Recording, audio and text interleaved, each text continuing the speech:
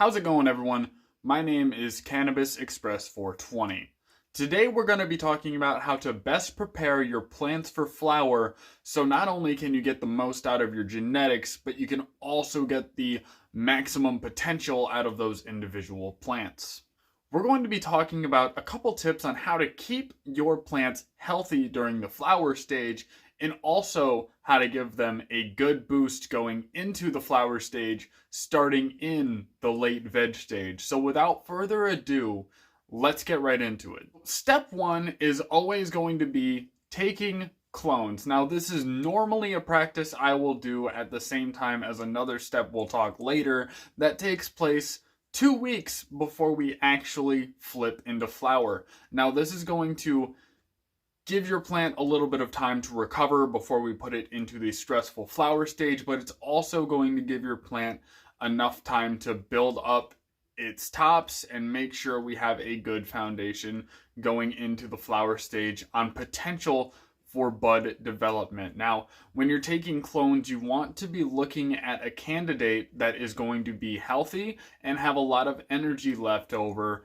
for developing roots, because if your clone doesn't have the energy to develop roots, it's going to die very early on in the process. And if you guys don't know how to take clones, I will actually leave a video down in the description for you, so you can go and reference that after watching this video on how to give your plant an entire readiness for the flower stage. And with that, we'll go on to step number 2, which is actually going to be lollipopping, which, like I said, is going to take place at the same time as the cloning stage.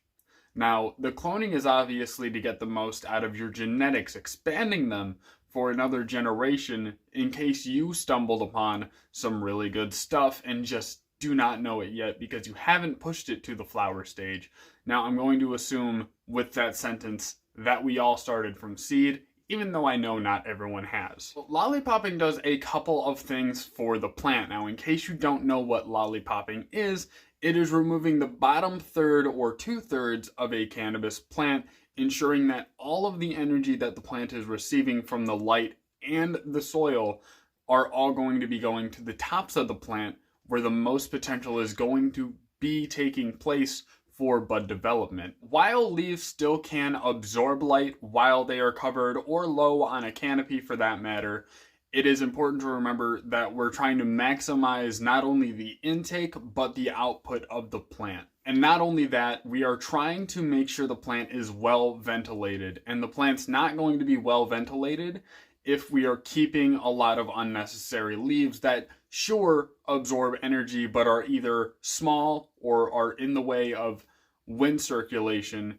or are creating a tight point where it might be pushing up against a stalk or pushing up against a bunch of leaves, or a bunch of leaves are layered together, could serve potential for moisture buildup, which will create rot, it will create mold, it will create a hospitable environment for bugs, which is a bad thing throughout the board.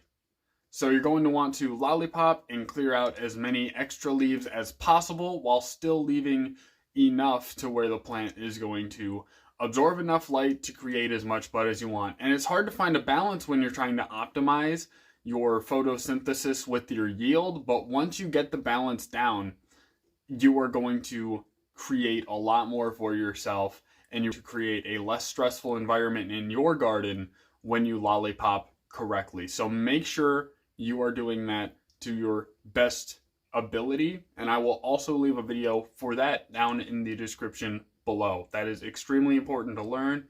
It is an art that pays dividends, so definitely check that out. Thing number 3 is also extremely important when it comes to creating strong plants that are going to hold up big, dense buds, and that is low stress training. If you don't know how to do low stress training, it's extremely simple. I will explain it quickly. You will target the top portion of a branch and hold it in between your fingers and give it a little twist.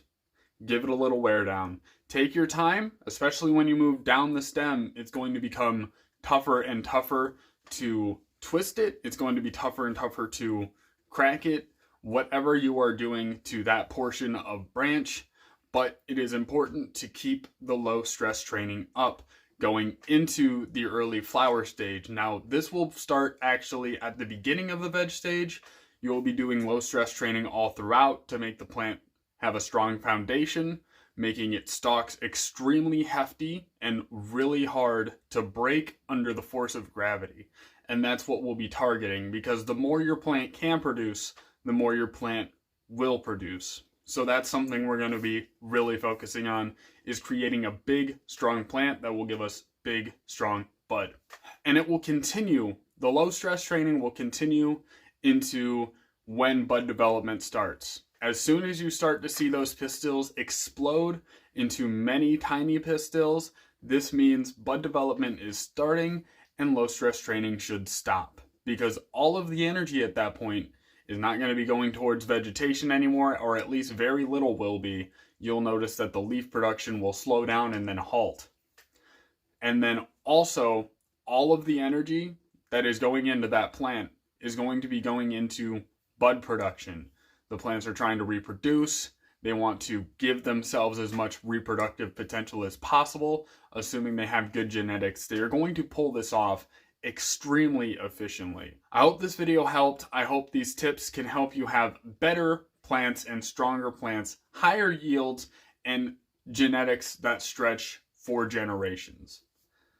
If you got any value out of this video, please hit the like button, and if you are new here, please consider hitting the subscribe button to get notifications for every future upload that I do. And also, if you are not new, don't forget to check that your bell is ringing so you get notifications every time I upload.